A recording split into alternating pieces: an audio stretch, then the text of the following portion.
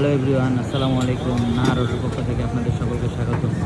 আজকে আপনাদের সলিডা ব্যাটারি, এই যে সলিডা 64 ভোল্ট 168 অ্যাম্পিয়ার, যার মাইলেজ পাবেন 180 থেকে 190। 12 ভোল্টের 10টি পাউডার ব্যাটারি 120 ভোল্ট 120 ভোল্টকে প্যারালাল করে 60 ভোল্টে কনভার্ট করে গাড়িটি চালানো হতো। আজকে এই যে lithium battery 64 volt 168 ampere battery লাগানো হচ্ছে।